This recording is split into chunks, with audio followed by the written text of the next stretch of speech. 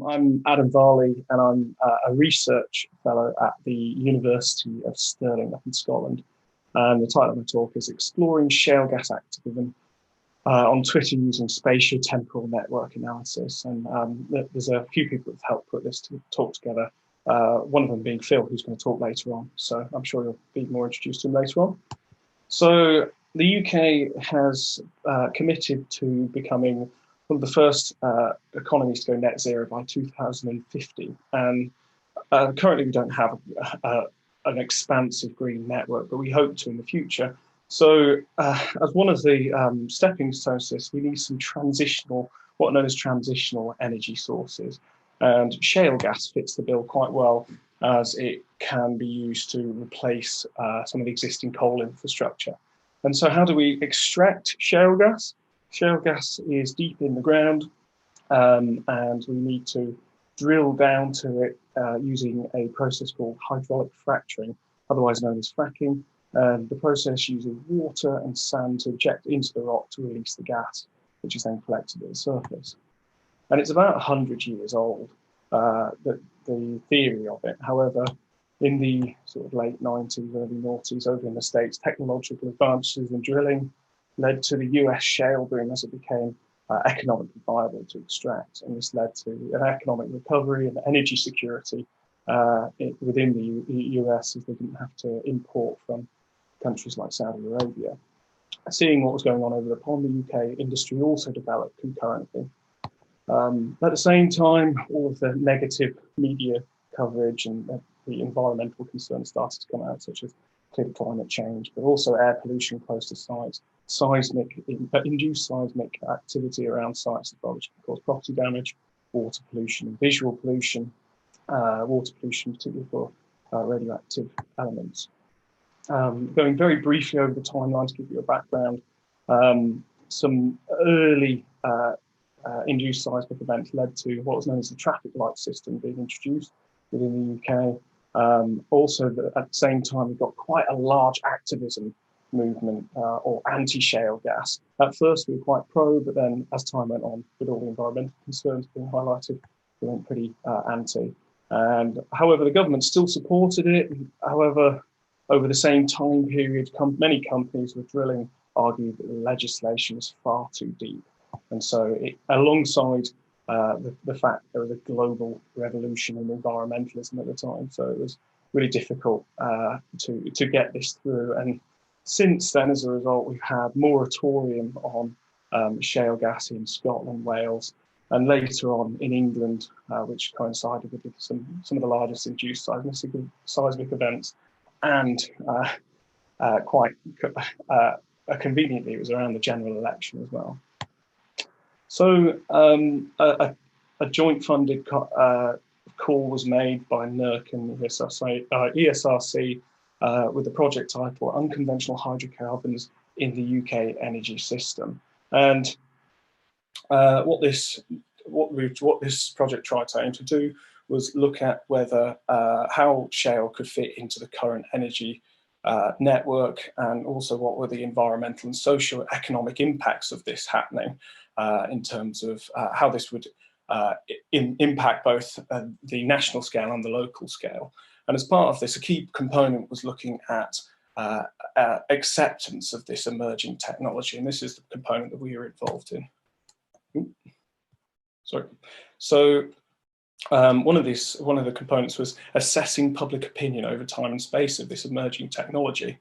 And how was this traditionally done? Using surveys, so either online or face-to-face or postal surveys. So they come with the added benefit that you can target research questions and gain specific responses based on based around your analysis. However, they're time-consuming, expensive, and you tend to get a small sample size. Social media, which was brimming, it seems, at the same time as exploding in terms of in the late noughties and early 2010s, we have a relatively inexpensive amount of data for some of the social media platforms that will let you access it, and it records the record sort of covers around 15 years as well. So it's quite a useful piece of data to potentially dive into, and there's a large number of users that use it.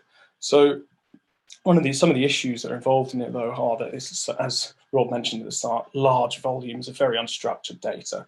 So you have to use natural language processing algorithms to try and get anything useful out most of the time.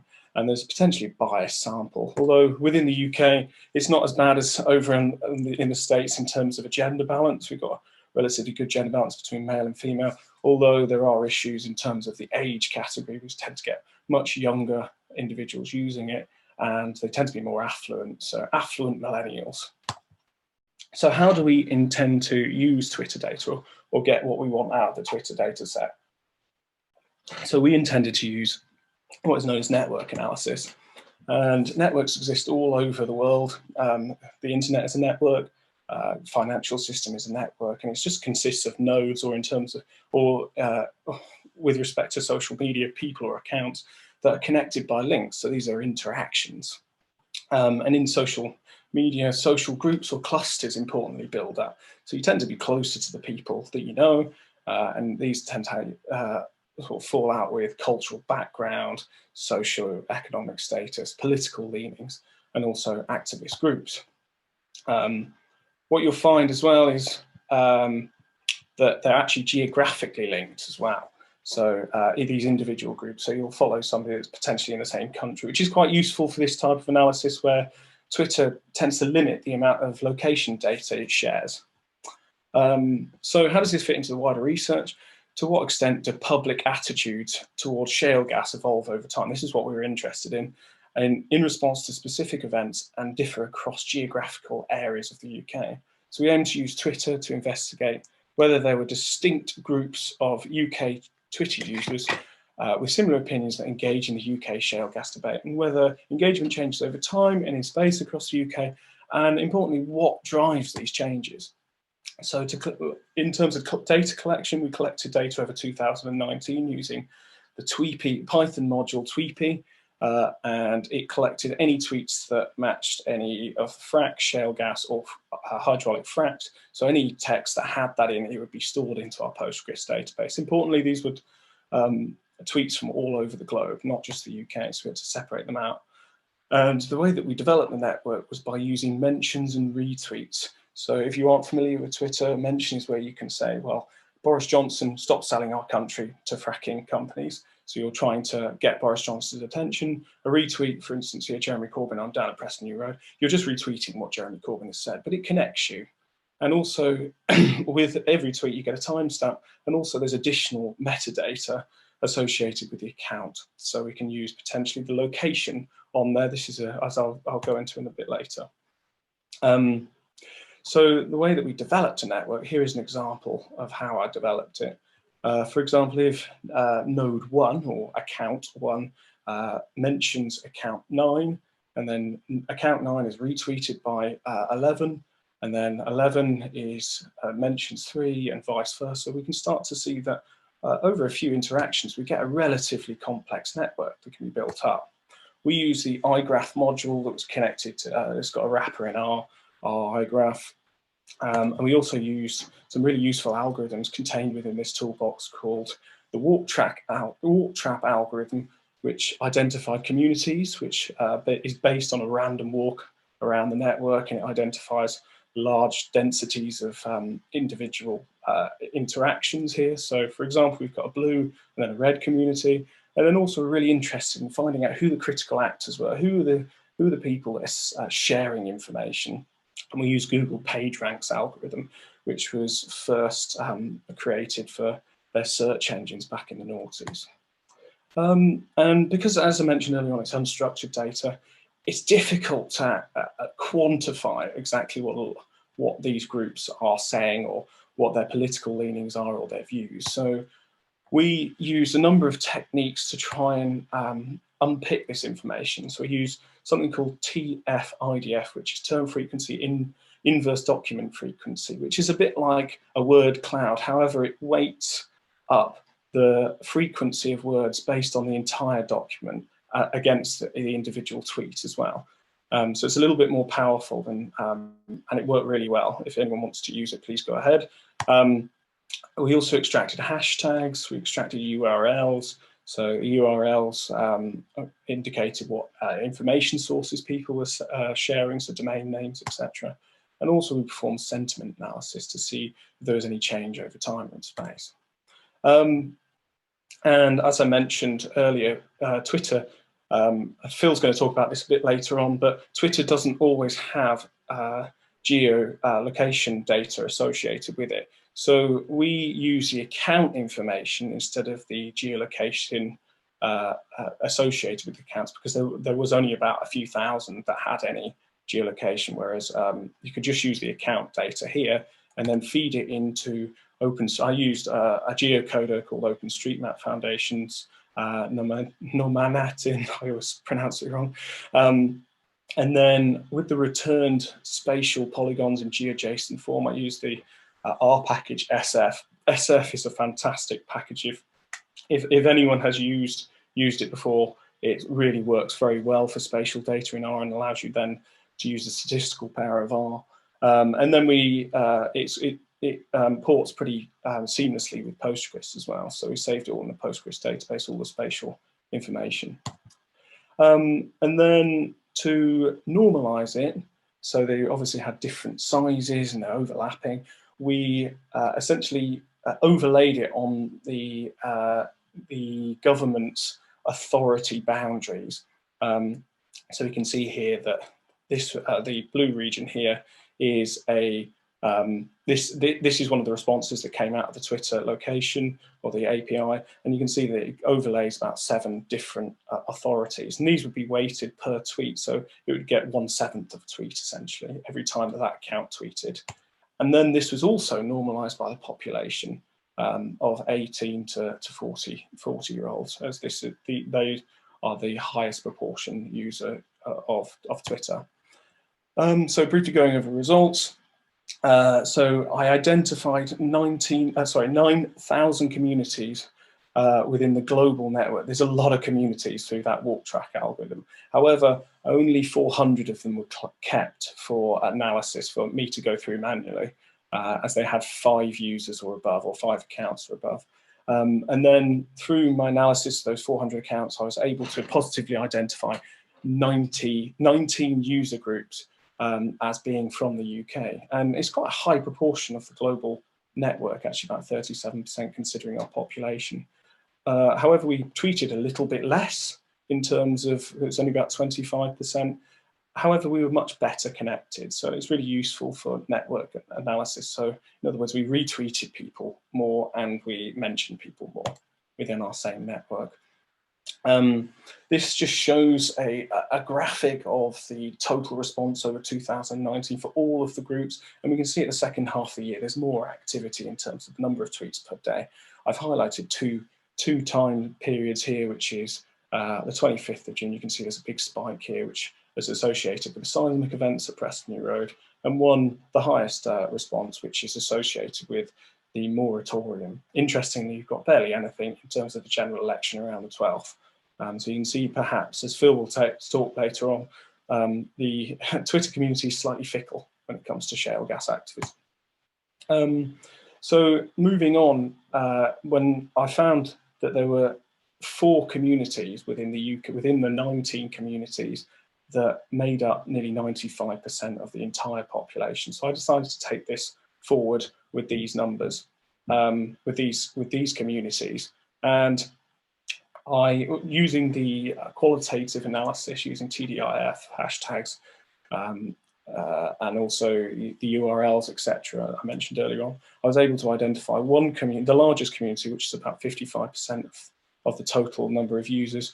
I identified them as being left of centre, so these are typically Labour supporters, and the main critical actors within this were politicians and also news agencies. The second group were shale. Sorry, I've got a barking dog outside.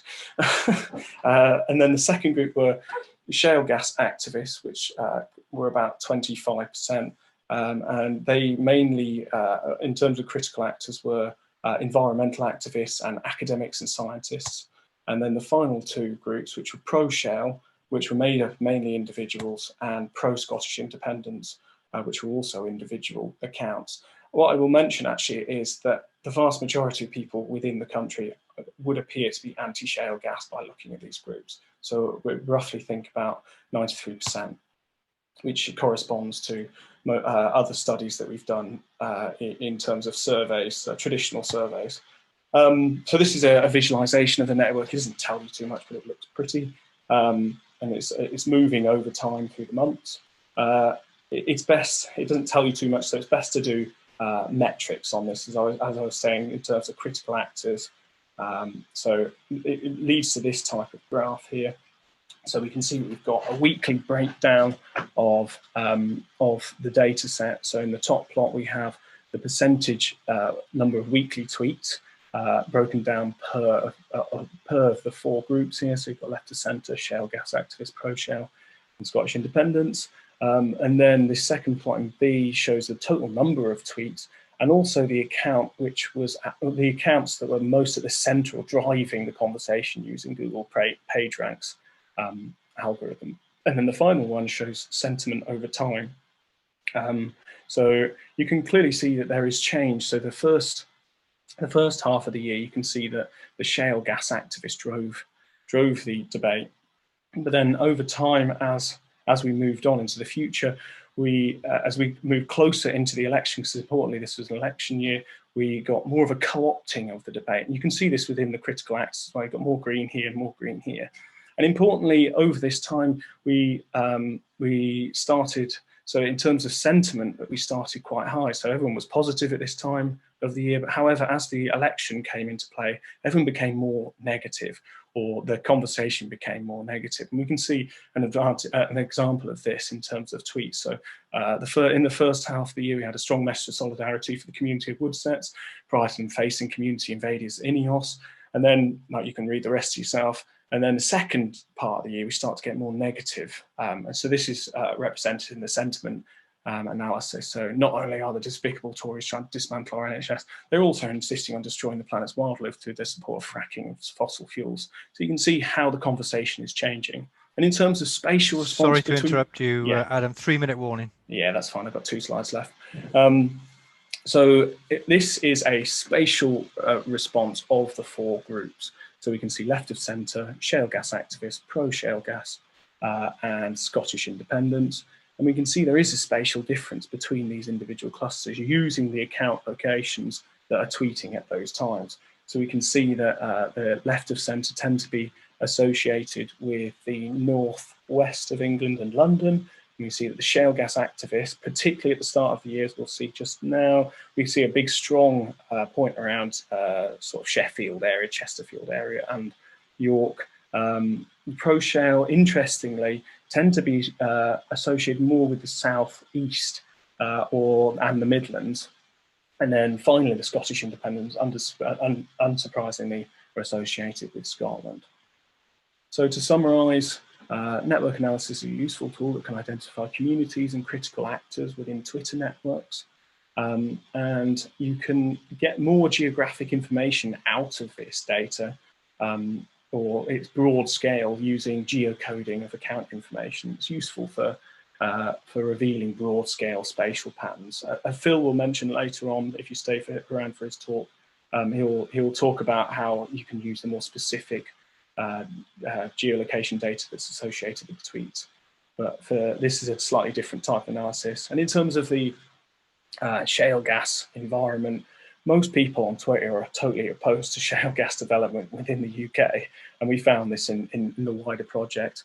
In 2009, the shale gas debate was clearly politically co-opted prior to the election by Labour supporters, and using it as part of their argument. And communities differ spatially across the UK. So anyway, these are all the packages that I've used. It's myriads. I'm so grateful for the people that have developed them. Otherwise, the work would never be, as a coder, the work would never be done. So thank you very much for having me in. I hope you enjoyed it. Yeah, I'll kick off with one. You touched on this, but kind of given concerns over, the data quality, the representativeness, and, the sort of hijacking of social media to push different agendas and ideologies. Do you think it's difficult to persuade some people about the validity of this kind of approach and research, and how do you think you might overcome that? You know what, I totally agree with you there. He's quite biased, and I think this really demonstrates that you have those affluent millennials tweeting, essentially. So you are just representing that part of society. Well, not exclusively, but it's definitely overrepresentative of that, of the younger generation. So, for instance, I'm sure from our other stuff that we've seen that there are pro shale gas in terms of they really, their arguments are obviously it's good for the economy, it's a good bridging energy resource at the minute, but they just don't tend to tweet. And if you look at the tweet, it's quite interesting if you look at some of the tweet conversations that those are the kind of people that get utterly trolled because they just can't have a voice. It's a bit like being a Tory on there is quite challenging as well. But yeah, I do agree with you. I think there are some really useful benefits from using this type of analysis, particularly in terms of the spatial distribution of those users. But how representative it is, there is limitations to that. Okay, thanks for that. Yeah, Nick Behrman's asking a question I was also about to ask, which is, could you just tell us a little bit more about how you actually capture tweets from Twitter using an API, the pros and cons of this? And I was also, just to add to that, interested in, do you kind of have unfettered access to all tweets, and are they all freely available to access and download? So that's a really good point. So actually, when we did this analysis, we were just using Twitter's API version 1, which was live streaming. So you could only use their REST API to stream tweets based on a bounding box. Or alternatively, for our analysis here, just using keywords. However, they have released something quite recently, which is version 2, but you have to be authenticated and verified by Twitter. But it's really, really useful. So we've started using it now, and it's potentially hugely powerful because you can go all the way back to 2006. Admittedly, in terms of support from the wider community, I've tried to use the Python API and got nowhere with it. So I developed my own in R, and it's still a bit rusty.